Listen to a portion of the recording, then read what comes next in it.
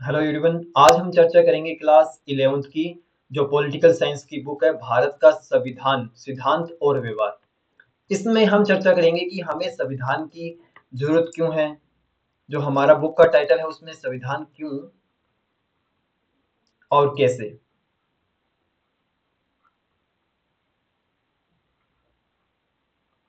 इसे समझने के लिए सबसे पहले हम समझते हैं कि संविधान के जो फंक्शंस है, संविधान के कार्य क्या है। अगर हम संविधान के कार्य की बात करें तो इसके लिए हम अपने भारतीय समाज को समझते हैं। अगर हम इंडिया की बात करें तो इंडिया में मैं अकेला नहीं हूँ, आप अकेले नहीं हैं। हमारा जो समाज है, हमारा जो इंडिया है, विभिन्न लोगों से मिलकर बना है। तो इसमें क्या है, विभिन्न जाति के लोग हैं, विभिन्न धर्म के लोग हैं। कहने का अर्थ है कि हमारे समाज में क्या है, विविधता है। विविधता किस सेंस में है, जैसे अभी हमने बात की कि धर्म के आधार पर, जाति के आधार पर, बोली यानी भाषा के आधार पर, अमीर और गरीब के आधार पर, व्यवसाय के आधार पर। अगर हम अपनी रुचियों की बात करें तो कुछ लोग बुक्स पढ़ना पसंद करते हैं, कुछ मूवी देखना पसंद करते हैं, कुछ कुछ भी नहीं करना पसंद करते हैं। इससे हमारे समाज में बहुत सारी विविधता है। इन विविधताओं के बीच में सबसे महत्वपूर्ण है कि हमारे यहाँ विवाद भी बहुत सारे हैं। अगर हम विवाद की बात करें तो कोई इंडिविजुअल व्यक्ति है तो उसको अपने पास कितनी निजी संपत्ति रखने का अधिकार होना चाहिए। किसी बच्चे को स्कूल भेजना है तो ये अधिकार किसके पास होगा, समाज के पास होगा या फिर सरकार के पास होगा या फिर उसके माता पिता के पास होगा, या बच्चा खुद डिसाइड करेगा कि वो स्कूल जाए या ना जाए। ऐसे बहुत से मुद्दे हैं जहां पर समाज में क्या है, विवाद भी है। इन विवादों के बीच में सबसे महत्वपूर्ण बात यह है कि हमारा जो समाज है, हमारा समाज एक दूसरे पर आश्रित है। जैसे अगर हम बात करें, कोई मरीज है तो उसको डॉक्टर के पास जाना होगा। इंजीनियर इंजीनियर है, जैसे हमें कोई पुल बनाना है, कोई इंफ्रास्ट्रक्चर का काम करना है, कोई रोड बनानी है, कोई बड़े प्रोजेक्ट बनाने हैं, बांध बनाने हैं, तो हमें इंजीनियर की जरूरत होगी। ऐसे ही जैसे यूट्यूब पर पढ़ाना है या फिर अनदर प्लेटफॉर्म पे पढ़ाना है तो हमें क्या है, टीचर की जरूरत होगी। इस तरह हमारा समाज एक दूसरे पर आश्रित है और सभी को क्या है, एक दूसरे की सहयोग की जरूरत है। इस सहयोग और आश्रित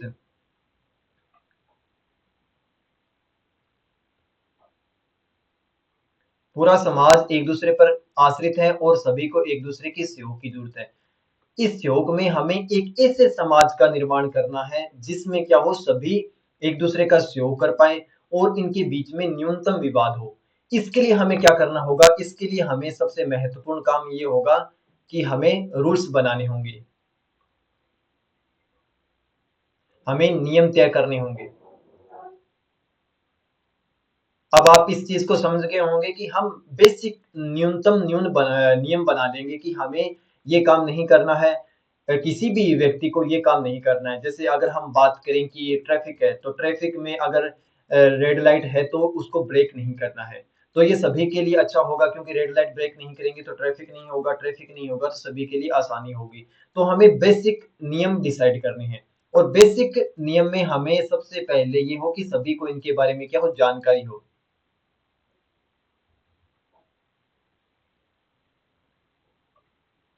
सभी को इनके बारे में जानकारी होनी चाहिए और सभी इस पर इन्फोर्सेबल हो, यानी सभी पर ये लागू होने चाहिए। अगर कोई बाहुबली है या फिर कोई शक्तिशाली व्यक्ति है उस नियम को नहीं मान रहा है तो ये हमारा जो नियम वाला ढांचा है वो बिगड़ बिगड़ जाएगा। तो सबसे पहले हमें ये भी देखना होगा कि अगर कोई रूल ब्रेक करता है तो उसे क्या दिया जाएगा, दंड दिया जाएगा। अगर कोई रूल ब्रेक करता है और उसे दंड दिया जाता है तो बाकी समाज को लगेगा कि हाँ ठीक है, ये रूल ब्रेक कर रहा है, इसे दंड दिया जा रहा है, तो लोग क्या होंगे कि नियम को मानने के लिए मजबूर होंगे और लोगों का विश्वास होगा इन नियमों पर कि अगर हम रूल्स को फॉलो नहीं करेंगे तो हमें दंड दिया जाएगा। इसके अलावा अगर कोई अन्य व्यक्ति है जो शक्तिशाली है, वो रूल्स को फॉलो नहीं कर रहा है तो उसे भी दंड दिया जाएगा। इससे क्या होगा कि हमारे समाज में न्यूनतम समन्वय बनेगा, नियमों का ऐसा न्यूनतम समन्वय बनेगा जिससे लोग उन नियमों पर विश्वास करेंगे और अपना काम आसानी से और सहजता के साथ कर पाएंगे। तो हमारा जो संविधान का पहला कार्य है, जैसे हमारी एनसीईआरटी में कहा है कि संविधान का पहला कार्य बुनियादी नियमों का ऐसा समूह है उपलब्ध कराए जिससे समाज के सदस्यों में एक न्यूनतम समन्वय और विश्वास बने।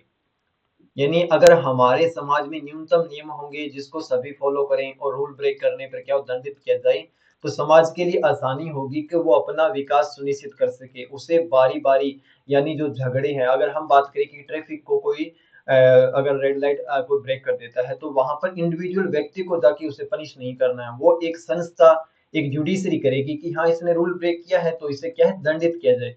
तो यहाँ पर ये समन्वय न्यूनतम बन गया है कि हमें रूल्स ब्रेक नहीं करने हैं। अगर रूल्स ब्रेक करने हैं तो हमारे ऊपर एक अथॉरिटी है जो इस चीज का न्याय करेगी, क्योंकि रूल ब्रेक करे तो उसे दंडित किया जाए। तो हमने क्या है अपने समाज के संचालन के लिए न्यूनतम नियम डिसाइड कर लिए हैं। ओके। अब दूसरा हम देखते हैं कि हमने पहला काम क्या किया है। हमने पहला काम किया रूल्स मेकिंग का। ओके। अब हमने रूल्स बना लिए हैं, यानी हमारे यहाँ ऐसे रूल्स होने चाहिए। अब दूसरी बात है कि रूल्स मेकिंग करेगा कौन, यानी निर्णय कौन करेगा, इन रूल को कौन डिसाइड करेगा। मान लीजिए कि कोई एक कम्युनिटी है, एक समुदाय है, वो कह रहा है कि एक्स जो नियम है वो बेटर है, लेकिन बी समुदाय है वो कह रहा है कि नहीं, वाई जो नियम है वो बेटर है। तो अब कौन सा नियम अच्छा है इसका निर्धारण कौन करेगा। इसका निर्धारण भी हमारा संविधान ही करेगा। संविधान हमें बताएगा कि कौन सा नियम अच्छा है, कौन सा बुरा है। तो इसके लिए हम देखते हैं कि संविधान क्या करता है। विभिन्न देशों में इसके लिए अलग-अलग प्रोविजन है, प्रावधान है। ये कंट्री टू कंट्री वेरी करता है। जैसे अगर हम बात करें मोनार्की, राजतंत्र की, तो राजतंत्र में क्या होगा, राजतंत्र में होगा कि वहां का राजा ही नियम डिसाइड करेगा। वो राजा ही डिसाइड करेगा कि कौन अगर कोई रूल ब्रेक कर देता है तो उसे क्या पनिश दी जाए। तो ये डिसाइड कौन कर रहा है, ये राजा डिसाइड कर रहा है। लेकिन अगर हम बात करें डेमोक्रेसी में, अगर लोकतंत्र में बात करें, तो वहां पर क्या होता है, वहां पर पीपल्स डिसाइड करते हैं, यानी वहां की जनता डिसाइड करेगी लोकतंत्र में कि रूल्स मेकिंग कौन सी ठीक है। ओके। यानी रूल्स मेकिंग है कौन सी ठीक है हमारे लिए, कौन सा रूल है वो उत्तम है, उसका निर्धारण कौन करेगा, जनता करेगी। लेकिन अगर हम आज प्रेजेंट में बात करें, जैसे हम इंडिया की बात करें, तो इंडिया में मैसिव पॉपुलेशन है, जनसंख्या बहुत ज्यादा है। तो सभी को एक साथ बिठाकर अगर हम पूछें कि आपके लिए कौन सा जो रूल्स है, नियम है वो बेटर रहेगा, तो इससे क्या होगा कि ये संभव नहीं है कि पूरे सारी जनता को एक साथ लाया जाए फिर उनसे बारी बारी पूछा जाए। इसलिए हमने कौन सा सिस्टम अडॉप्ट किया है, हमने डेमोक्रेसी में भी प्रतिनिधि लोकतंत्र, यानी जनता अब क्या करेगी, अपने प्रतिनिधियों को चुनेगी। और वो प्रतिनिधि क्या करेगी, जनता की इच्छा और आकांक्षा के अकॉर्डिंग क्या करेगी, रूल मेकिंग का काम करेगी। भारत में हमने इसके लिए रूल मेकिंग के लिए हमने क्या अपनाया है, पार्लियामेंट अपनाया है।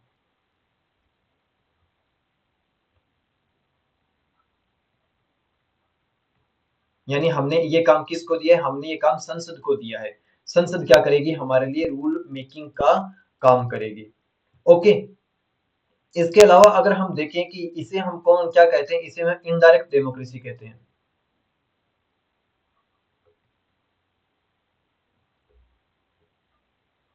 यानी अप्रत्यक्ष लोकतंत्र। अप्रत्यक्ष लोकतंत्र क्या का अर्थ हुआ कि यहाँ पे जनता डायरेक्ट नहीं रूल मेकिंग करती, यहाँ पर ये प्रतिनिधि है वो करते हैं। लेकिन अगर हम डायरेक्ट डेमोक्रेसी की बात करें, जैसे हम प्राचीन यूनान की बात करें, तो वहां पर जनसंख्या कम थी, तो वहां पर लोग खुद रूल मेकिंग का काम करते थे। लेकिन भारत में ऐसा संभव नहीं है, इसलिए हमने पार्लियामेंट्री डेमोक्रेसी को अडॉप्ट किया है। ओके। तो अब आप क्या समझे कि इसमें हमें रूल मेकिंग करनी है, रूल भी कौन से जो जनता के लिए अच्छा हो, और ये इसका निर्धारण कौन करेगा, संविधान करेगा। संविधान ये डिसाइड करेगा कि कौन सा रूल बढ़िया है। तो संविधान का दूसरा काम क्या हुआ, जैसे यहाँ पे मेंशन किया हुआ कि संविधान का दूसरा काम यह स्पष्ट करना है कि समाज में निर्णय लेने की शक्ति किसके पास होगी। और ये समाज में निर्णय लेने की शक्ति अगर हम बात करें हमारे यहाँ, तो किसके पास है, पीपल्स के पास है। पीपल्स में भी कौन से पीपल्स, जो 18+ है। और वो क्या करेंगे, वो अपने प्रतिनिधि को चुनेंगे। और ये काम प्रतिनिधि और ये रूल मेकिंग का काम कौन करेगी, संसद करेगी। आपको यहाँ पर एक सबसे महत्वपूर्ण बात समझनी है कि संसद क्या करती है, लॉ मेकिंग करती है। लेकिन संसद को ये अधिकार कौन देता है कि आप लॉ मेकिंग कीजिए, हमारा कॉन्स्टिट्यूशन ही देता है। यानी हमारा संविधान है वो ये अधिकार देता है किसको, पार्लियामेंट को, कि आप रूल मेकिंग कीजिए। तो ये लॉ मेकिंग का काम है। रूल्स डिसाइड करने हैं वो कौन कर रहा है, हमारी पार्लियामेंट कर रही है। लेकिन ये कौन इसको पावर दे रहा है, ये पावर दे रहा है हमारा कॉन्स्टिट्यूशन। तो संविधान का दूसरा काम क्या हो गया कि रूल मेकिंग कौन करेगा, इसका निर्धारण कौन करेगा, इसका निर्धारण भी हमारा कॉन्स्टिट्यूशन करेगा। अब सबसे महत्वपूर्ण आगे हम देखते हैं कि पीपल्स आर नॉट एंजल्स, यानी जो भी जनता है वो देवता नहीं है। अगर जनता देवता नहीं है तो ये मान के चलिए कि अगर जनता देवता होती तो वो क्या नहीं करती, भेदभाव नहीं करती। जनता दूसरे के अधिकारों को नहीं छीनती, जनता दूसरे की संपत्ति को नहीं छीनती, एक दूसरे के बीच में लड़ाइयाँ नहीं होती। लेकिन हम आज देख रहे हैं कि ऐसा सब कुछ हो रहा है, तो हम मान रहे हैं कि जनता है वो एंजल्स यानी देवता तो नहीं है। अगर जनता एंजल्स नहीं है तो जनता के द्वारा जो भी रिप्रेजेंटेटिव चुने गए हैं, जो भी प्रतिनिधि चुने गए हैं, वो भी क्या है, एंजल्स नहीं है। तो हमें उम्मीद है कि वो भी अपराध कर सकते हैं, वो भी भेदभाव कर सकते हैं। भेदभाव इन सेंस में कि इस रंग का व्यक्ति ये काम नहीं करेगा, इस कुएं का पानी इसी रंग का व्यक्ति चुनेगा, या फिर ये जो समुदाय है वो दूसरे समुदाय की हमेशा सेवा करेगा, उसे कोई भी प्रॉपर्टी रखने का राइट्स नहीं होगा। जैसे अगर हम बात करें कि बालकों से या कोई श्रम करवाया जा रहा है, कोई भी काम करवाया जा रहा है, या फिर किसी विशेष धर्म को क्या है कि शिक्षा नहीं दी जा रही है, ये जो भी डिस्क्रिमिनेशन किए जा रहे हैं जाति के आधार पर, रंग के आधार पर, लिंग के आधार पर, ये भेदभाव करने वाले रूल्स कौन बना रहे हैं? रूल्स तो हमारे प्रतिनिधि ही बना रहे हैं, क्योंकि प्रतिनिधि एंजल्स नहीं है, देवता नहीं है। तो क्या किया जाए जिससे प्रतिनिधि के द्वारा जो भी अनुचित नियम बनाए जाए उनको नष्ट कर दिया जाए, उनको समाप्त कर दिया जाए। तो संविधान का एक काम ये भी है कि जो भी संसद या प्रतिनिधि रूल्स बना रहे हैं उन पर लिमिटेशन डिसाइड करें, यानी उनको सीमित करें। किनको? रूल्स को। सीमित इन सेंस में कि अगर रूल ब्रेक कर दिया जाता है, अगर कोई ऐसा कानून बना दिया जाता है जो जनता के साथ भेदभाव कर रहा है, तो इस अधिकार को कौन सीमित करेगा? इस अधिकार को हमारा कॉन्स्टिट्यूशन सीमित करेगा कि आप ऐसा कोई रूल नहीं बना सकते जो जनता की इच्छा और आकांक्षा के अपोजिट है, जो डिस्क्रिमिनेशन कर रहा है। तो आप समझिए यहाँ पर पहले हमने क्या किया, हमने समाज में न्यूनतम समन्वय स्थापित करने के लिए रूल्स बनाए हैं। ओके, अब रूल मेकिंग का काम कौन करेगा? रूल मेकिंग का काम हमारी जनता करेगी। ओके, रूल मेकिंग के बाद में हमने देखा कि रूल मेकिंग जो कर रहा है जरूरी नहीं कि वो देवता ही हो, उनमें भी हम सोच रहे हैं कि वो भी भेदभाव कर सकते हैं। अगर वो भेदभाव कर सकते हैं तो हमें एक ऐसा सिस्टम इजाद करना होगा कि भेदभाव हो जाए तो उसे क्या कर दिया जाए, उस रूल्स को डिलीट कर दिया जाए। तो वो पावर हमने किसको दी है? कॉन्स्टिट्यूशन को दी है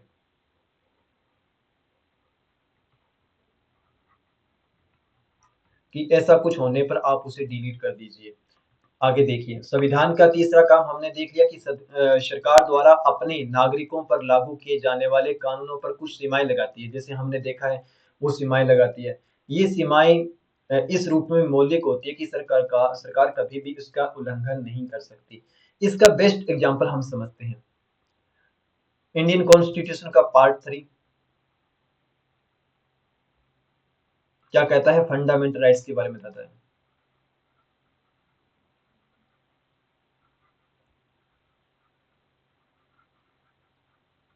फंडामेंटल राइट्स के बारे में बताता है, ये इंडिविजुअल यानी कोई भी नागरिक है, कोई भी व्यक्ति है, उसको अधिकार देता है। किस सेंस में? जैसे अगर हम बात करें राइट टू इक्वलिटी की, समता का अधिकार है। कोई भी व्यक्ति है उसके साथ, कोई भी नागरिक है उसके साथ जाति, धर्म, लिंग, जन्म स्थान, उद्भव के आधार पर डिस्क्रिमिनेशन यानी भेदभाव नहीं किया जाएगा। कौन नहीं करेगा? स्टेट भी नहीं करेगा, कोई दूसरा सिटीजन है, कोई दूसरा नागरिक है वो भी नहीं करेगा। ये कौन सुनिश्चित कर रहा है? ये हमारा कॉन्स्टिट्यूशन सुनिश्चित कर रहा है। दूसरा, राइट टू फ्रीडम होगी, किसी भी व्यक्ति को बोलने की, अपने स्पीच के माध्यम से या फिर अपने एक्सप्रेशन के माध्यम से उसे बोलने की और अपने आप को अभिव्यक्त करने की आजादी दी गई है। हमारे कॉन्स्टिट्यूशन ने आजादी दी है प्रत्येक व्यक्ति को, वो कि सरकार की आलोचना से हम सबसे बेस्ट एग्जांपल देखिए, सरकार की हम आलोचना कर सकते हैं। अगर सरकार गलत काम कर रही है तो हम सरकार की आलोचना कर सकते हैं। अगर कोई सरकार कोई ऐसा रूल बनाती है तो हम सरकार की उस रूल की आलोचना कर सकते हैं, और उस आलोचना से क्या होगा कि सरकार को रियलाइज होगा कि हमें किसने चुना है? जनता ने, और हम क्या है? जनता के प्रतिनिधि। तो हम ऐसा कोई रूल ना बनाए जिससे जनता की इच्छा और आकांक्षा बाधित हो। तो हमें हम अधिकार दिए गए हैं किसमें? फंडामेंटल राइट्स में, पार्ट 3 भाग 3 में, कि अगर सरकार ऐसे रूल भी बना दे तो हम क्या कर सकते हैं? उनका आलोचना कर सकते हैं। जैसे राइट टू एक्सप्लॉयटेशन, शोषण के विरुद्ध अधिकार दिया गया है। अगर कोई भी व्यक्ति दूसरे व्यक्ति का शोषण कर रहा है तो वहां पर भी हमें ये अधिकार दिए जाते हैं। तो सबसे महत्वपूर्ण है कि हमें राइट्स दिए गए हैं, और ये राइट्स क्या है, सरकार की शक्तियों को क्या करते हैं, सीमित करते हैं।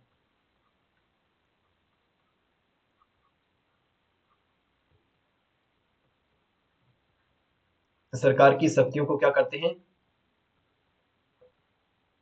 सीमित करते हैं। आई होप आपको ये बात अच्छे से समझ में आ गई होगी।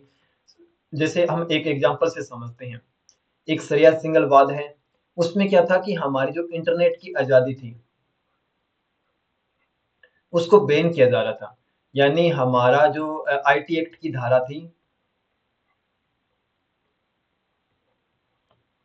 इसकी धारा 66A, जो इंटरनेट की आजादी को बाधित कर रही थी, यानी हम फेसबुक पे ऐसी कोई टिप्पणी नहीं कर सकती। तो क्या हुआ, सरकार सुप्रीम कोर्ट ने इसे क्या कर दिया, नल एंड वॉइड घोषित कर दिया कि नहीं, ऐसा नहीं हो सकता। इंटरनेट आज हमारी जरूरत है, और समाज के विकास के लिए, किसी भी व्यक्ति के व्यक्तित्व के विकास के लिए इंटरनेट सबसे ज्यादा महत्वपूर्ण है। तो इस धारा को डिलीट कर दिया गया। तो कोई भी सरकार ऐसा कानून नहीं बनाएगी जो हमारे फंडामेंटल राइट्स के अगेंस्ट हो। तो आप इस चीज से समझ चुके होंगे कि हमारे फंडामेंटल राइट्स क्या है, डायरेक्ट सरकार की शक्तियों को सीमित कर रहे हैं। अब आगे हम समझते हैं इसी में कि हमने रूल्स बना लिए, रूल मेकिंग का जो पावर है वो डिसाइड कर लिया। अब हमें सरकार को भी इतना सक्षम बनाना होगा कि सरकार क्या कर सके, जनता की इच्छा और आकांक्षा का सम्मान कर सके। और ये कैसे होगा, इसका ऐसे देखिए, जब हमारा देश आजाद नहीं हुआ था उससे पहले समाज में क्या था, उससे पहले समाज में भेदभाव था। तो जो भी क्रांतिकारी है, जैसे हम डॉक्टर भीमराव अम्बेडकर मान सकते हैं, गांधी जी मान सकते हैं, सभी जो भी नेता थे उनका ये प्रायोरिटी थी कि जनता की आकांक्षा है कि जो भेदभाव है, डिस्क्रिमिनेशन है, उसको खत्म किया जाए। तो सरकार को, जब भी हमारा संविधान लागू हुआ तो इस चीज पर सभी की सहमति थी कि जो भेदभाव है, जाति के आधार पर, लिंग के आधार पर, धर्म के आधार पर, चाहे कोई भी हो, मेनली अगर हम देखें तो जाति के आधार पर सबसे ज्यादा भेदभाव किया जा रहा था सामाजिक स्तर पर। तो हमारे जो स्वतंत्रता सेनानी थे, बाद में संविधान सभा के जो सदस्य थे, उनकी बेसिक सहमति थी कि हम जनता की आकांक्षा, जो भेदभाव को खत्म करना चाहती है, उसका उसको क्या करेंगे, खत्म करेंगे, आकांक्षा को नहीं, भेदभाव को खत्म करेंगे। तो हमारा सबसे मेनली, अगर हम अपना आर्टिकल आर्टिकल 14 to 18 देखते हैं, तो वहां पर हमें क्या है कि समानता का अधिकार दिया गया है, जिसमें हमें पता चलेगा कि कोई भी व्यक्ति किसी के साथ भेदभाव नहीं कर सकता, छुआ-छूत नहीं कर सकता, उपाधि धारण नहीं कर सकता। ये जो सभी भी, जो भी आर्टिकल, जो भी हमें राइट्स दिए गए हैं, वो क्या है, जनता की आकांक्षा है। अब लिखने भर से ऐसा कुछ नहीं होगा। लिखने भर से तो ऐसा नहीं है कि ये समानता आ जाएगी, असमानता खत्म हो जाएगी। इसके लिए सरकार को क्या देना पड़ेगा, सरकार को शक्ति देनी पड़ेगी। और ये सरकार को ये शक्ति कौन देता है, सरकार को ये शक्ति हमारा कॉन्स्टिट्यूशन ही देता है। ओके। जैसे अब हम एक बेस्ट एग्जांपल, एक देश का एग्जांपल देखते हैं, दक्षिण अफ्रीका का एग्जांपल।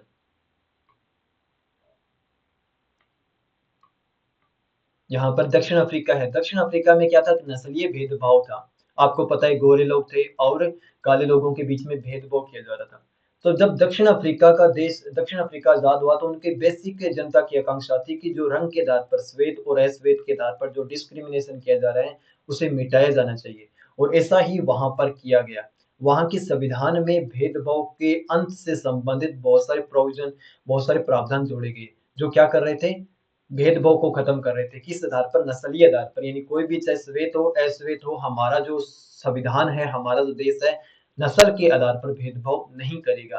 तो संविधान का बेसिक काम ये भी है कि जो जनता की इच्छा और आकांक्षा, उनका सम्मान करना और इच्छा और आकांक्षाओं को प्राप्त करवाना। ओके। अब आगे हम देखते हैं संविधान का चौथा काम। जैसा अभी हमने इस पे चर्चा की है कि संविधान का चौथा काम क्या होगा, सरकार को ऐसी क्षमता प्रदान करना जिससे वह जनता की आकांक्षा को पूरा कर सके, वह एक न्यायपूर्ण समाज की स्थापना के लिए उचित परिस्थितियों का निर्माण कर सके। सरकार को क्या करना है, सक्षम बनाना है। किस लिए, ताकि वो जनता के राइट्स का अधिकार को सुनिश्चित कर सके। एग्जाम्पल के तौर पर, अगर छुआछूत की जा रही है, तो हम देखते हैं कि सिविल राइट्स है 1955 में सिविल राइट्स बनाए गए थे, जिसके आधार पर अगर कोई भी जाति के आधार पर एसटी कम्युनिटी के साथ भेदभाव कर रहा है तो उसे दंडित किया जाएगा। जैसे अगर हम बात करें कि चाइल्ड्स की राइट्स है, अगर कोई बाल श्रम करवा रहा है तो उसे बाल संरक्षण अधिनियम बनाया गया है। तो इस राइट्स के अकॉर्डिंग, इस एक्ट के अकॉर्डिंग क्या है, सरकार को सक्षम बना रहा है। और सरकार को ये सक्षम कौन बना रहा है? हमारा कॉन्स्टिट्यूशन सरकार को सक्षम बना रहा है। आगे हम देखते हैं कि राष्ट्र की बुनियादी पहचान क्या है। अगर हम भारत की बात करें और दूसरी तरफ हम जर्मनी की बात करें, जर्मनी में क्या है कि जो जर्मनी में पैदा हुआ है वही वहां का नागरिक होगा। यानी जो जर्मन लोग हैं वही वहां के नागरिक होंगे। लेकिन अगर हम भारत की बात करें तो भारत में नागरिकता का प्रावधान है वो वहां के मूल निवासी के लिए नहीं कि जो यहाँ पे जन्मा है या फिर इसी धरती का है तो उसे ही भारत का नागरिक बनाया जाएगा, नहीं। भारत की नागरिकता का जो मूल प्रावधान है वो मूल वंश के साथ साथ रजिस्ट्रेशन के आधार पर या फिर प्राकृतिकरण, तो हमने देख लिया प्राकृतिकरण के आधार पर, ये बहुत सारे फैक्टर हैं जो भारत में नागरिकता को डिसाइड करते हैं। लेकिन नागरिकता को केवल जन्म के आधार पर ही डिसाइड नहीं किया गया है। और संविधान इस बात का संरक्षक है। संविधान में दिया गया है कि कैसे नागरिकता व्यक्ति को प्राप्त होगी। जैसे हम देखते हैं आर्टिकल 5 से 11 तक, वहां पर प्रावधान किए गए कि कौन व्यक्ति भारत का नागरिक हो सकता है। उसमें ये नहीं लिखा है कि इसी नस्ल का व्यक्ति, इसी धर्म का व्यक्ति, इसी भाषा का व्यक्ति भारत का नागरिक होगा, नहीं। लेकिन जर्मनी में जो जर्मन का है वही वहां का नागरिक होगा, अनदर व्यक्ति को नागरिकता नहीं दी जाएगी। लेकिन भारत में ऐसा प्रावधान नहीं किया गया है। अब आगे हम देखते हैं, यहाँ तक आपको समझ में आ गया होगा। यहाँ तक हमने बुक के एक पार्ट को कवर कर लिया है जिसमें हमारा जो बेसिक काम था वो था कि संविधान की कार्य क्या है। एक बार मैं आपको शॉर्ट में रिवीजन करवा देता हूँ। पहला, हमारे संविधान में रूल्स की जरूरत है। फिर रूल्स मेकिंग कौन करेगा इसकी जरूरत है। रूल मेकिंग के बाद में अगर रूल मेकिंग जो अनुचित है, जो भेदभाव कर रहे हैं, तो उन भेदभाव पूर्ण जो नियमों को कौन लिमिट करेगा, लिमिटेड उन पे सीमाएं कौन आरोपित करेगा, हमारा कॉन्स्टिट्यूशन आरोपित करेगा। इनके साथ साथ संविधान हमारी सरकार को शक्ति देती है ताकि वो जनता की इच्छा और आकांक्षाओं का क्या कर सके, सम्मान कर सके। ओके। अब आगे हम देखते हैं संविधान की सत्ता। इसे ऐसे समझिए कि संविधान है क्या। सबसे महत्वपूर्ण है कि हमारा जो कॉन्स्टिट्यूशन है वो है क्या। कोई भी देश होगा वहां पर क्या होगा कि जो हमारे नियम कायदे कानून है, जिसमें हम देखते हैं कि हमारा जो शासक है वो कौन होगा और शासक शासन कैसे करेगा, ये जो सभी प्रावधान होते हैं वो लिखित में होते हैं। और उसी के आधार पर हमारी क्या है, सरकार का गठन किया जाता है। तो क्या हम मान सकते हैं कि इस नियम संविधान एक नियमों का ऐसा समूह है जिसमें शासक और शासन के बारे में बताया जाता है कि शासक कैसे बनेगा और शासन कैसे करेगा और सरकार का गठन कैसे होगा। तो नियमों का ऐसा समूह है जो सरकार बनने से संबंधित प्रावधान करता है। तो ये बात हमारे भारत के लिए, और अब दूसरा अगर हम देखें यूएसए के लिए उचित है क्योंकि वहां पर क्या है, रिटन कॉन्स्टिट्यूशन है। ओके। क्योंकि रिटन कॉन्स्टिट्यूशन का अर्थ ये बेसिक इतना ही होता है कि यहाँ पर एक बुक है और उस एक बुक में क्या है, बुक को संहिताबद्ध किया गया है। और एक बुक में हमारे जो कॉन्स्टिट्यूशन है, जो हमारा संविधान है, जो भी रूल्स रेगुलेशन है उनको लिख दिया गया है। कौन से, किसमें, एक बुक में लिख दिया गया है। इसके अकॉर्डिंग, इसके अपोजिट अगर हम बात करें यूनाइटेड किंगडम की, यूके की, वहां पे तो एक बुक नहीं है, वहां पे तो रूल्स को संहिताबद्ध नहीं किया गया है। तो लेकिन वहां पर क्या होता है कि जो भी लॉ बनाए जाते हैं उनको लिखा जाता है। जैसे कोई कोर्ट के द्वारा कोई जजमेंट दे दिया गया है या फिर पार्लियामेंट के द्वारा कोई लॉ पास कर दिया गया है, इनको क्या है, अलग अलग लिखित रूप दिया गया है, लेकिन उनको कंपाइल नहीं किया गया, संहिताबद्ध नहीं किया गया एक बुक में, क्योंकि उनको ऐसी जरूरत महसूस नहीं हुई होगी कि इसको एक बुक में कंपाइल किया जाए, इसलिए वहां पर संविधान लिखित नहीं है। तो अलग अलग देश में अलग अलग जो हमारा संविधान है वेरी करता है। मेरे कहने का अर्थ है कि संविधान है क्या, संविधान नियमों का ऐसा समूह है, जरूरी नहीं कि एक बुक में लिखित हो। पर वहां पे के नियमों का ऐसा समूह है जो शासन व्यवस्था को डिसाइड करता है कि हमारा देश में शासन कैसे होगा, जो शासक होगा वो कैसे काम करेगा, किस पर आश्रित होगा, उसको कौन सी पावर दी जाएगी, कौन उसको चुन सकता है। ये जो सभी प्रावधान होते हैं वो एक बुक में लिखे होते हैं या फिर विभिन्न दस्तावेजों में उनका विवरण सुनिश्चित किया जाता है। तो संविधान हमारा बेसिक क्या है, शासक और शासन के बारे में हमें बताता है। ओके, अब दूसरा है कि संविधान को प्रचलन में लाने का तरीका क्या है। आप यहाँ पे देखिए कि संविधान को प्रचलन में लाने का तरीका क्या है। सबसे महत्वपूर्ण बात यहाँ पर हमें पता चलेगी, क्या पता चलेगी, यहाँ पर हमें ये समझना है कि कोई भी देश है वहां पर लोकतंत्र सक्सेसफुल रहा या नहीं, लोकतंत्र के कायम होने का आधार क्या है। अगर हम भारत की बात करें, दक्षिण अफ्रीका की बात करें, या फिर हम यूएसए यानी अमेरिका की बात करें, तो वहां पर सब जो हम उनका जो संविधान है वो सबसे ज्यादा सक्सेसफुल साबित हुआ। क्यों हुआ है, उसका एक रीजन ये है कि यहाँ पर स्वतंत्रता संग्राम के दौरान जो भी आदर्श ग्रहण किए गए थे वही संविधान में अडॉप्ट किए गए।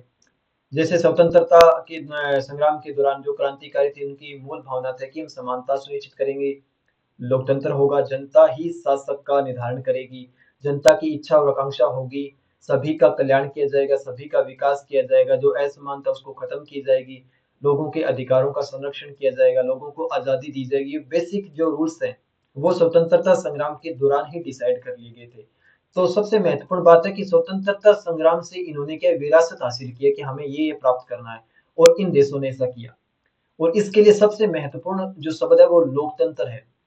इन्होंने किसको अपनाया, लोकतंत्र को अपनाया, यानी यहाँ पे पीपल्स डिसाइड कर रहे हैं कि शासक कौन होगा। लेकिन अगर हम दूसरे देश देखते हैं, जैसे हम अपने पड़ोसी देश को देखते हैं, तो वहां पर शासक कौन है, आर्मी है, वहां पर सेना है। या फिर अनदर देश में हम देखते हैं कि तानाशाह है, जहाँ पे तानाशाही है वहां पर क्या होगा, लोकतंत्र नहीं होगा।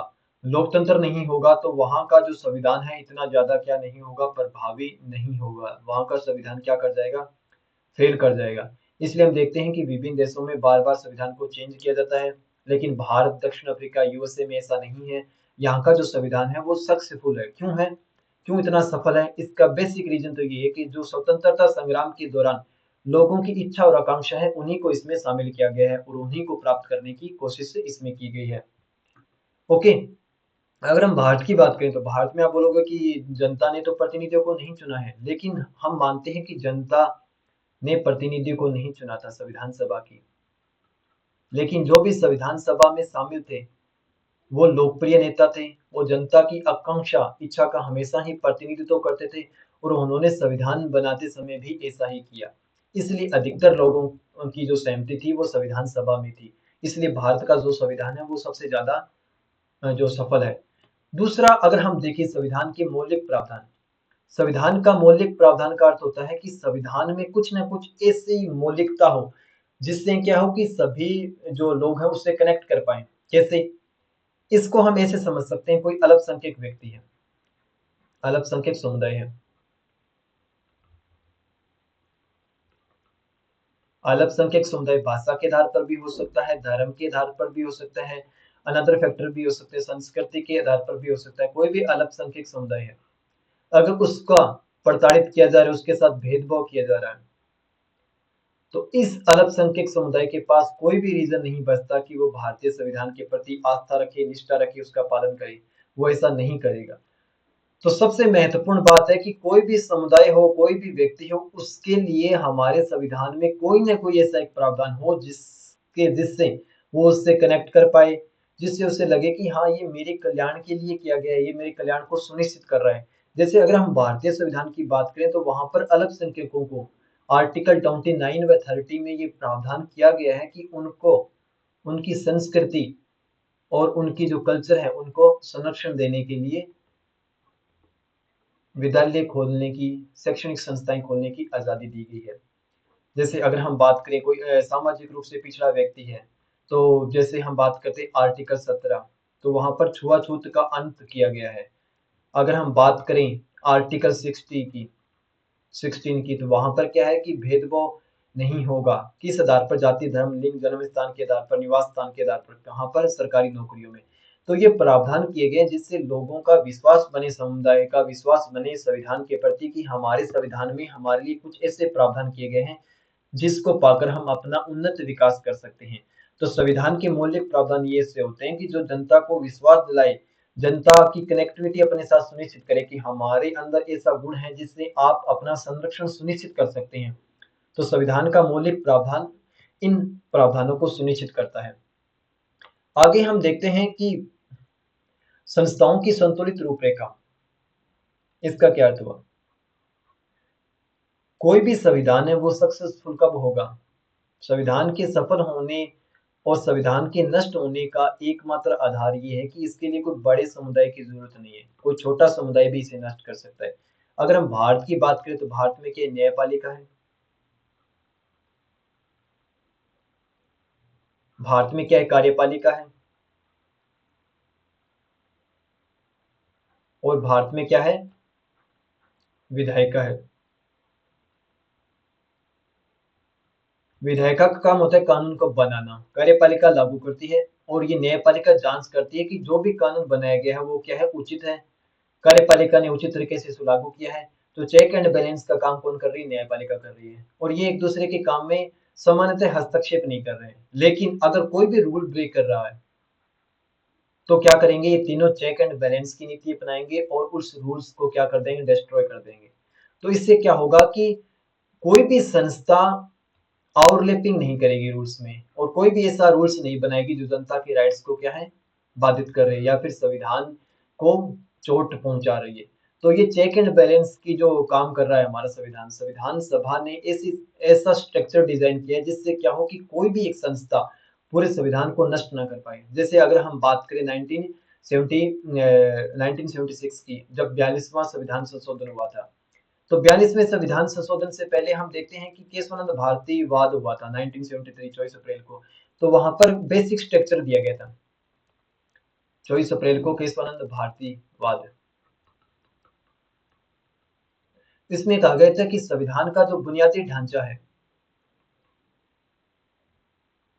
उसमें क्या है? विधायिका चेंज नहीं कर सकती, सरकार चेंज नहीं कर सकती।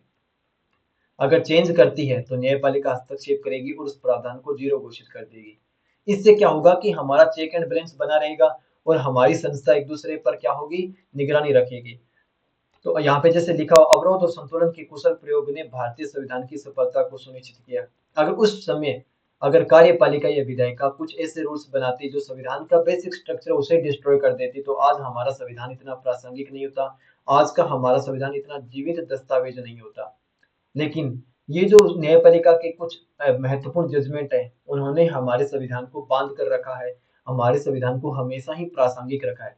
इसके अलावा अगर हम बात करें संविधान की विशेषता में, जो संविधान को क्या है? एक संतुलित रूपरेखा प्रदान करता है, तो वो है लचीलापन, कठोरतापन। इसका क्या अर्थ हुआ कि कुछ प्रावधान ऐसे होते हैं कि जिनके लिए संविधान को लचीला होना चाहिए। किस लिए? संशोधन के लिए। जैसे हम बात करते हैं भारतीय संविधान की अनुच्छेद 3 की, तो वहां पर राज्यों को अगर सीमा में परिवर्तन करना है तो वहां पर ज्यादा संविधान में संशोधन करने के लिए विशेष बहुमत की जरूरत नहीं होती। लेकिन अगर हम बात करें ऐसा क्यों किया जाता है? कोई भी चीज है जो बेसिक है संविधान के लिए उसका चेंज होना जरूरी है, तो वहां पर क्या सामान्य बहुमत से चेंज किया जा सकता है। लेकिन ऐसा जो संविधान के बुनियादी ढांचे को डिस्ट्रॉय कर दे, जैसे हम बात करते हैं संविधान के संघीय स्ट्रक्चर की, अगर वहां पर कठोरतापन को नहीं अपनाया गया तो संविधान का संघीय ढांचा डिस्ट्रॉय हो जाएगा और जो भी मौलिक परिवर्तन करने हैं उनको नहीं कर पाएंगे। जैसे अगर हम प्रेजेंट में बात करें एलजीबीटीक्यू की, ये कुछ कम्युनिटी है। जैसे अलग हम बात करें, जैसे दिव्यांगजनों के लिए कुछ स्पेशल प्रोविजन करने हैं या फिर एससी एसटी के लिए कोई आरक्षण की बात करनी है, अगर इनको ये राइट्स नहीं दिए गए पार्लियामेंट को तो कभी भी ऐसा नहीं होगा कि जो सामाजिक रूप से या फिर आर्थिक रूप से या सामाजिक रूप से शैक्षणिक रूप से जो पिछड़े वर्ग है वो कभी भी सामान्य वर्ग से कम्पीट नहीं कर सकेंगे।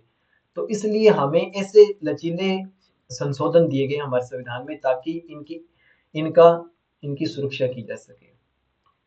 और इस सारे जो मेरे बताने का उद्देश्य है इसमें ये आपको मैं बताना चाहता हूँ जो हम 9वें चैप्टर में विस्तार से समझेंगे। इससे क्या है कि हमारा जो संविधान है वो जीवित दस्तावेज है। जीवित दस्तावेज की सेंस में रिजिड नहीं है। ऐसा नहीं है कि अब जो एक बार 1949 1950 में जो लिख दिया गया है वो ही हमारा संविधान होगा, नहीं। समय की जरूरतों के आधार पर हमने संविधान में बहुत सारे संशोधन किए। जैसे अगर हम बात करें बाल विवाह पर रोक लगाई गई है। जैसे अगर हम बात करें कि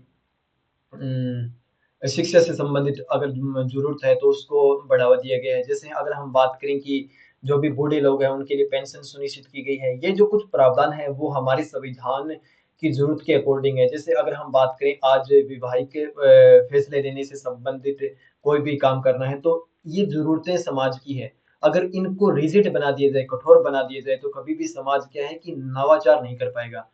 आप सिंपल एग्जांपल देखिए कि हमारा जो देश आज़ाद हुआ था 1950 1950 में, 1947 में देश आज़ाद हो गया था लेकिन हमारा संविधान 1950 में लागू होता है। अगर हम उस समय की वेशभूषा को देखें या फिर उस समय के समाज को देखें और आज के समाज को देखें और हमारे समाज की आज के रूल्स अगर उस समय के अकॉर्डिंग डिसाइड किए जाए तो समाज में हमारा संविधान चल नहीं पाएगा। समाज में बहुत सारे विवाद होंगे, आंदोलन होंगे और हमारा संविधान फेल हो जाएगा। लेकिन संविधान में ऐसे प्रावधान किए गए हैं जिससे समय की जरूरत के अकॉर्डिंग हमारे समाज को ढाल सके। जैसे न्यायपालिका कोई भी जजमेंट देती है। लेटेस्ट जजमेंट आया था सबरीमाला का कि सबरीमाला का जो मंदिर है वहां पे महिलाओं को प्रवेश दिया जाएगा। और ये आज के समाज की जरूरत के अकॉर्डिंग सही भी है क्योंकि इस महिला के साथ इस आधार पर भेदभाव करना बिल्कुल ही गलत होगा। तो जो न्यायपालिका है उसने ये जजमेंट दिया है। अगर ये जजमेंट 1950 अगर 1950 के प्रावधानों को लेकर हम डिसाइड करते तो कभी भी समाज में चेंज ही नहीं हो पाता। इसलिए समाज में चेंज करने के लिए हमारा संविधान सबसे उचित है क्योंकि हमारे संविधान में संशोधन करने की जो प्रवृत्ति है बहुत लचीली है। इस सेंस में तो हमारा संविधान क्या है, एक जीवित दस्तावेज है। आगे चलते हैं हम। भारतीय संविधान कैसे बना? भारतीय संविधान को समझने के लिए हम पहले देखते हैं। यहाँ पर मैं एनसीईआरटी से भी इतर आपको कुछ ज्यादा चीजें बताऊंगा। जैसे हम बात करते हैं कि 9 दिसंबर 1946 को क्या संविधान सभा की पहली बैठक होती है। और ये संविधान सभा कैसे बनती है? कैबिनेट मिशन के अकॉर्डिंग। कैबिनेट मिशन में जो प्रावधान थी उसके अकॉर्डिंग हमारी संविधान सभा का गठन होता है। 11 दिसंबर 1946 को तीसरी बैठक होती है। और उसके बाद में अगर हम 13 दिसंबर की बात करें, 13 दिसंबर 1946 को उद्देश्य प्रस्ताव पेश किया जाता है नेहरू के द्वारा। और ये जो पूरी प्रक्रिया चल रही है वो किस आधार पर चल रही है? कैबिनेट मिशन के आधार पर। इसमें बताया गया कि संविधान सभा के सदस्यों का निर्धारण कैसे होगा। हमारे यहाँ जो इन सदस्यों का चुनाव किया गया था वो क्या डायरेक्ट रूप से नहीं था। हमने क्या किया था, एकल संक्रमणीय पद्धति के द्वारा इनका चुनाव किया था। यानी 10 लाख जनता पर एक प्रतिनिधि चुना गया है। और ये कहाँ से चुने गए? ब्रिटिश प्रांत से। अगर हम ब्रिटिश प्रांत से बात करें, ब्रिटिश प्रांत से 10 लाख प्रतिनिधियों पर एक चुना गया है। अगर हम देशी रियासतों की बात करें तो वहां पर राजा को निर्णय दिया गया कि आप 10 लाख की जनसंख्या पर एक प्रतिनिधि चुनकर भेजें। और इन्होंने क्या किया? हमारे संविधान का क्या निर्माण किया है। ओके, अब आगे हम देखते हैं। ये हमने देख लिए हैं। अगर हम बात करें कि सदस्यों की तो स्टार्टिंग में हम देखते हैं कि 389 सदस्य थे जब कैबिनेट मिशन का गठन किया गया था। लेकिन आगे भारत का विभाजन हो जाता है और भारत विभाजन के साथ जो भी क्षेत्र है जो पाकिस्तान में चले गए तो जो भी संविधान सभा में सदस्य थे वो यहाँ से हट गए और पाकिस्तान की असेंबली में चले गए, पाकिस्तान की संविधान सभा में चले गए। तो भारत में ओनली 299 सदस्य शेष रहते हैं। उनमें से हम बात करते हैं, अगर इनका क्लासिफिकेशन करना है तो पहले 292 सदस्य थे प्लस 4 ब्रिटिश प्रांत से थे यानी चीफ कमिश्नरी से। 292 ब्रिटिश प्रांत से, 93 कहाँ से थे? देशी रियासतों से। अब यहाँ पर अगर हम बात करें तो 229 देश यहाँ से बचे हैं और 70 कहाँ से बचे हैं? 70 बचे हैं देशी रियासतों से। तो 299 सदस्यों ने क्या किया? संविधान का निर्माण किया है।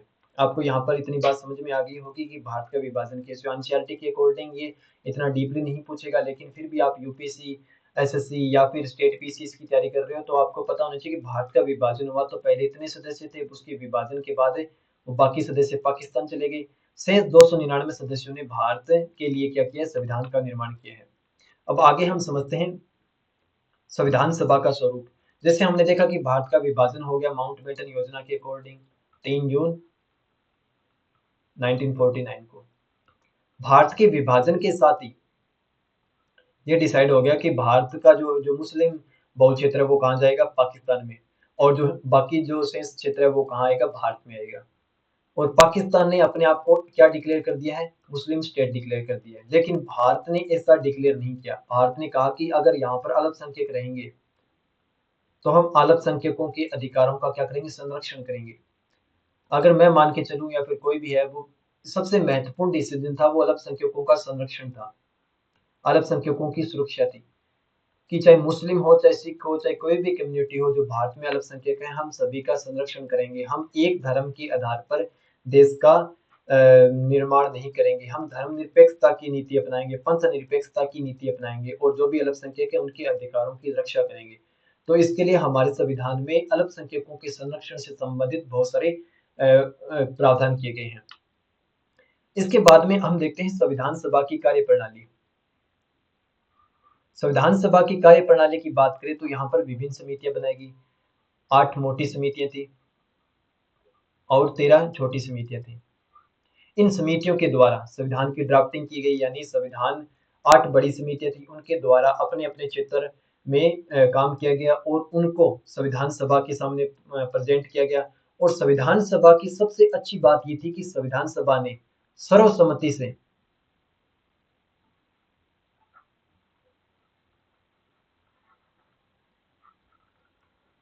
सभी प्रावधानों पर चर्चा की और बहस के बाद में ही इसे पारित किया।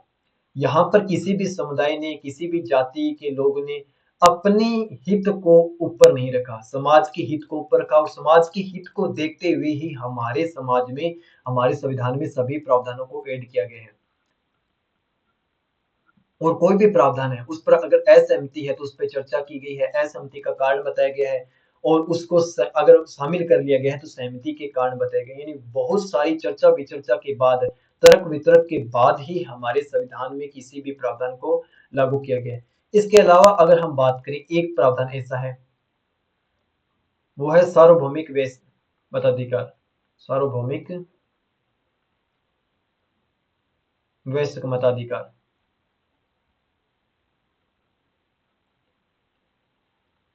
इसका अर्थ हुआ कि जो भी उस समय की बात करें तो 21 वर्ष का है, उसे वोट देने का राइट्स होगा। चाहे कोई गरीब हो, अमीर हो, कोई फर्क नहीं पड़ता, महिला हो, इस बात से कोई फर्क नहीं पड़ता। सभी को क्या है, जो 21 प्लस है उसे क्या है, वोट देने का अधिकार होगा। यहाँ पे चाहे शिक्षित हो, ना हो, अमीर हो, गरीब हो, महिला हो, पुरुष हो, सभी को राइट दिया गया है। ये बात इसलिए महत्वपूर्ण है कि यूएसए में 1920 में, ब्रिटेन में सभी को 1928 में, स्विट्जरलैंड में 1970 के दशक में महिला को वोटिंग राइट्स दिए गए थे। लेकिन भारत में संविधान लागू के समय ये प्रावधान कर दिया गया कि 21 वर्ष का जो भी व्यक्ति होगा, जो भी नागरिक होगा, उसे क्या होगा, वोटिंग राइट्स दिया जाएगा। सबसे महत्वपूर्ण बात भारत के लिए कि यहाँ पर, और इस पर सभी की सर्वसम्मति थी, इस पर कोई वाद विवाद नहीं था, सभी इससे सहमत थे। ओके। इसके अलावा अगर हम बात करें तो हमारे जो संविधान सभा है, संविधान सभा में सभी लोगों को प्रतिनिधित्व दिया गया था।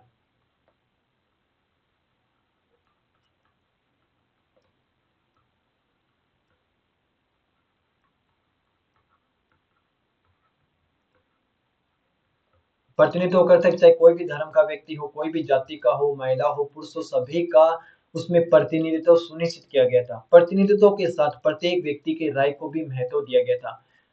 ओके, यानी किसी भी व्यक्ति का ऐसा नहीं कि अल्पसंख्यक है तो उसकी राय को दबा दी जाए बहुसंख्यक के आधार पर, नहीं। सभी को प्रतिनिधित्व था, सभी की राय का सम्मान किया जाता था। सभी राय को अगर खारिज भी करनी है, चाहे अल्पसंख्यक हो, बहुसंख्यक हो, तो उसका तर्क वितर्क दिया जाता था कि इस वजह से इसको स्वीकार नहीं किया जा रहा है, इस वजह से इसे स्वीकार किया जाए। सबसे महत्वपूर्ण बात है कि हमने इस पे थोड़ी बहुत पीछे भी चर्चा कर ली थी कि राष्ट्रीय आंदोलन की विरासत है। हमारे संविधान का सक्सेसफुल होने का रीजन ये है कि हमारे यहाँ इसको संविधान में राष्ट्रीय आंदोलन की विरासत थी। आज मान के चलिए कि कोई भी लोग इकट्ठे होते हैं, जैसे मान लीजिए कि उस समय 299 लोग इकट्ठे हुए और उन्होंने भारत का संविधान बनाया। अगर आज हमें कुछ ऐसा काम करना है, जैसे मान लीजिए कोई भी कंपनी खड़ी करनी है और कुछ लोग इकट्ठा होते हैं और अपने लिए नियम बनाते हैं, तो वो संभव नहीं है कि सभी की राय सेम हो। लेकिन अगर हम बात करें भारत के संविधान सभा की, तो संविधान सभा के लोग थे वो जनता की इच्छा और आकांक्षा को जानते थे।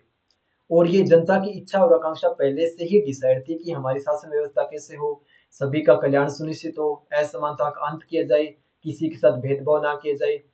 ये सभी जो हमारे प्रावधान वो पहले से ही फिक्स थे। तो संविधान सभा को ओनली उसको कंपाइल करना था, लिखना था, क्योंकि सभी पर इसकी सहमति थी। तो राष्ट्रीय आंदोलन का हमारे संविधान के सफल होने में सबसे बड़ा योगदान है। ओके, अब दूसरा देखते हैं संस्थागत व्यवस्था। हमारे संविधान निर्माताओं ने, जैसे हम बात करें 1935 से हमने बहुत सारे प्रावधान दिए हैं। उसके अलावा हमने देखा कि हमने संघीय व्यवस्था को अपनाया है।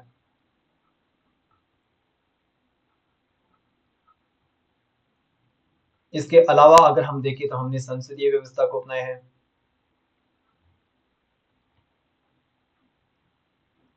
संसदीय व्यवस्था में भी हमने द्विसदन को अपनाया है। ये जो सभी प्रावधान है वो हमने क्या है कि अपने पास्ट से सीखे थे, क्योंकि 1935 में प्रावधान कर लिए गए थे। हम बहुत सारा, हम पर ब्रिटिश औपनिवेशिक का अधिकार था, तो हमने ब्रिटेन से भी बहुत कुछ सीखा है। तो हमने संघीय व्यवस्था को अडॉप्ट किया, यानी यहाँ पर राज्य को भी अधिकार होगा। संघीय व्यवस्था का बेसिक मीनिंग होता है कि राज्य और संघ के बीच में शक्तियों का निश्चित रूप से बंटवारा होगा और राज्य और स्टेट उसी के अकॉर्डिंग काम करेंगे, एक दूसरे की शक्तियों में हस्तक्षेप नहीं करेंगे। इसे संघीय व्यवस्था कहते हैं। जिस राज्य को जितनी ज्यादा पावर दी गई है वो संघीय व्यवस्था में उतना ही ज्यादा सफल होता है। अगर हम भारत की बात करें तो भारत में राज्य के लिए अलग, जैसे हम बात करें सीएम होता है, संघ के लिए पीएम होता है, राज्य के लिए सीएम कानून बनाता है, यहाँ पर पीएम के नेतृत्व में कानून बनाए जाते हैं। तो हमारे यहाँ शक्तियों का क्या संतुलन है, शक्तियों को निश्चित रूप से बांटा गया है 7वीं अनुसूची में। तो ये क्या है, हमारी संघीय व्यवस्था है। संसदीय व्यवस्था होती है कि एक अधिकात्मक व्यवस्था होता है जहाँ पे प्रेसिडेंट यानी राष्ट्रपति निर्धारण करता है कि कौन से रूल बनाए जाने चाहिए। लेकिन संसद में क्या होता है कि संसद में जो हमारे प्रतिनिधि चुने गए हैं वो डिसाइड करते हैं कि कौन से रूल से सही है, कौन से रूल से गलत है। तो हमने संसदीय व्यवस्था को अपनाया। संसदीय व्यवस्था में भी हमने लोकसभा और राज्यसभा द्विसदन को महत्व दिया है। इन लोकसभा में कोई नियम पास हो रहा है तो राज्यसभा में चर्चा होगी, दोहरी चर्चा होगी, तो ज्यादा पारदर्शिता होगी, ज्यादा विचार विमर्श होगा और अच्छे नियम बनाए जाएंगे जिस पर लोगों की सर्वसम्मति ज्यादा हो। तो हमारा जो संस्थागत व्यवस्था है वो सबसे ज्यादा मजबूत है। अब सबसे जो महत्वपूर्ण बात यहाँ पे है, जो हमारे संविधान पर आरोप लगाया जाता है कि जो हमारा संविधान है वो क्या है, उधार का थैला है। हमारा संविधान क्या क्या उधार का थैला है।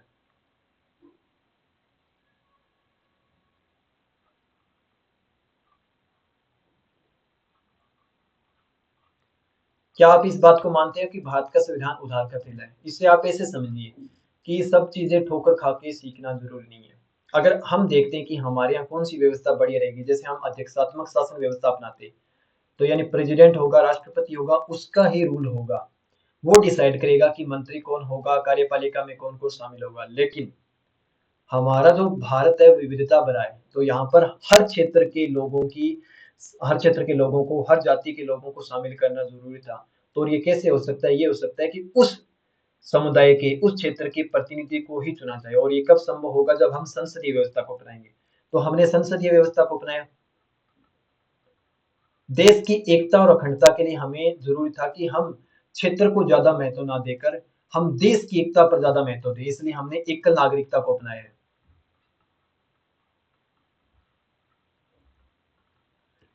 दूसरा, हमारे जो जनता की इच्छा और आकांक्षा थी कि लोगों के अधिकारों का संरक्षण किया जाए, इसलिए हमने फंडामेंटल राइट्स को अपनाया है।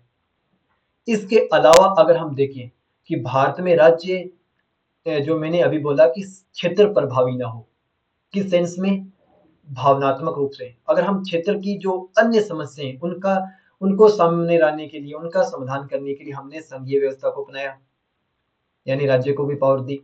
तो ये जो सभी है, हमने विभिन्न देशों, लगभग 60 प्लस देशों के कॉन्स्टिट्यूशन को समझा। उसके बाद में जो भी उनमें से हमें अच्छा लगा, हमारे संविधान, हमारे भारत के अकॉर्डिंग जो भी हमें अच्छा लगा, हमने उसमें से अडॉप्ट कर लिया।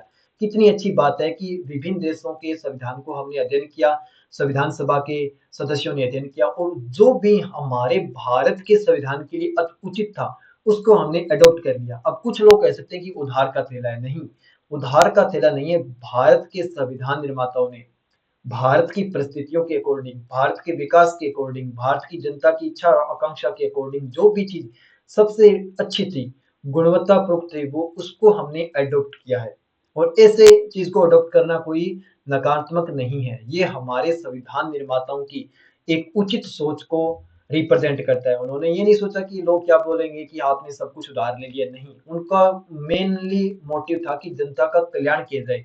और जनता का कल्याण कैसे होगा, उसके लिए उनको जो भी उचित लगा उन्होंने हमारे भारत के संविधान में उनको जगह दी और उसको स्थान दिया। और आज इसी वजह से हमारा जो संविधान है वो ज्यादा सफल है, क्योंकि हमने ऐसा नहीं कि एक्सपेरिमेंट किया उसके बाद में अडॉप्ट किया, नहीं, जो हमारी जनता की इच्छा और आकांक्षा थी और जो प्रैक्टिकल हो चुके हैं उनमें से जो बेस्ट था, उस बेस्ट वर्जन को हमारे भारतीय संविधान में शामिल किया गया है। तो जैसे अगर हम देखते हैं इसके मामले में कि हमने क्या-क्या शामिल किया, जैसे आयरलैंड के संविधान से राज्य की नीति निर्देश तत्व। अब राज्य की नीति निर्देश तत्व क्या है कि जब भारत आजाद हुआ तो ये फंडामेंटल राइट्स थे, दूसरे डीपीएसपी थे। यानी राज्य के कल्याण के लिए, राज्य के में कल्याणकारी योजना के लिए, लोगों के विकास के लिए राज्य की नीति निर्देश तत्व होने जरूरी है। लेकिन भारत जब आजाद हुआ था तो अंग्रेजों ने भारत को कंगाल कर दिया गया था। जो कभी सोने की चिड़िया थी, उसमें अब वहां पर आर्थिक रूप से बहुत ज्यादा तंगी थी, लोगों में गरीबी थी। तो सरकार ने कहा कि सबसे पहले हमारे लिए संविधान की हमारे लिए देश की सुरक्षा जरूरी है, एकता जरूरी है। जैसे जैसे हमारे पास संसाधन होंगे, समय होंगे, हम राज्य की जो नीति निर्देश तत्व है उनको फंडामेंटल राइट्स में डाल देंगे। फ्रांस के संविधान से हमने स्वतंत्रता तय ली है, समानता ली है, बंधुत्व का सिद्धांत लिया है। कनाडा के संविधान से हमने अर्धसंघात्मक सरकार ली है। अर्धसंघात्मक है कि हमारे यहाँ संघीय व्यवस्था है, लेकिन राज्य को ज्यादा पावर दी गई है। अवशिष्ट शक्तियां, 7वीं अनुसूची आप देखोगे तो वहां पे 3 सूचियों की जिक्र की गई है, राज्य सूची, संघ सूची, समवर्ती सूची।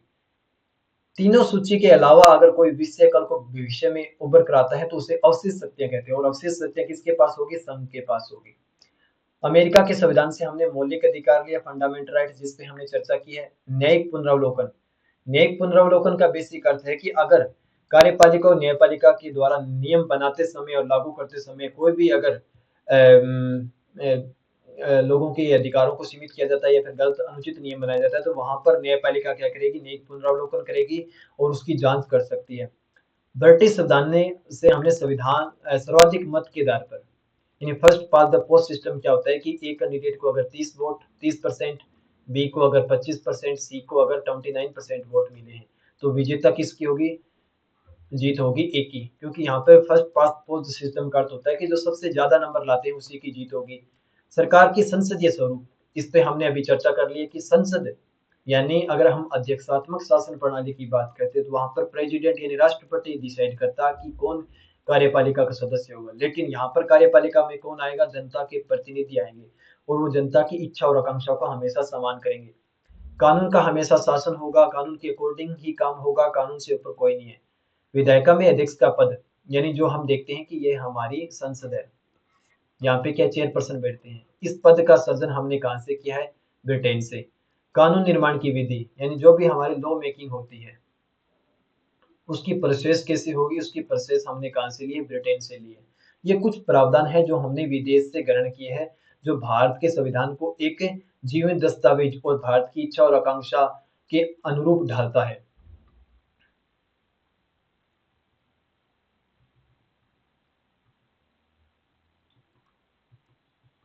अब एक कोट हम देखते हैं कि डॉक्टर भीमराव अंबेडकर महोदय के द्वारा कहा गया है, जैसे हमने चर्चा भी की थी कि जो हम पूछना चाहते हैं कि विश्व इतिहास के इस पड़ाव पर बनाए गए संविधान में क्या कुछ नया भी हो सकता है। आज इस समय बनाए गए संविधान में यदि कुछ नया हो सकता है तो वह यह है कि उनमें केवल कुछ ऐसे परिवर्तन किए जाएं जो कमियों को दूर करें और उसे देश की आवश्यकता के अनुरूप बना सके। यानी हमने जो हमारा संविधान बनाया है वो इतना बढ़िया है कि हमने विभिन्न देशों से जो भी उचित है वो चीज अडॉप्ट की है और जो अनुचित है उसको हमने नहीं लिया है। इसके बाद में भी अगर कोई कमियां बचती है तो हमारे पास संविधान को पूरे को चेंज करने की जरूरत नहीं होगी, कुछ कमियां हैं उनको सोल्व आउट कर लिया जाएगा और संविधान को बेहतर ढंग से हम उसको लागू कर सकते हैं, उनमें ज्यादा सुधार कर सकते हैं। हमने संविधान में जो भी चीजें ली है वो सबसे उचित है, इन्हीं चीजों को हमने अडॉप्ट किया है। इसके अलावा अम्बेडकर साहब ने ये भी कहा था कि अगर किसी को लगता है कि हमारा संविधान गलत है, अनुचित है, तो आप 2/3 मेजोरिटी लाइए, बहुमत लाइए और संविधान को चेंज कर दीजिए।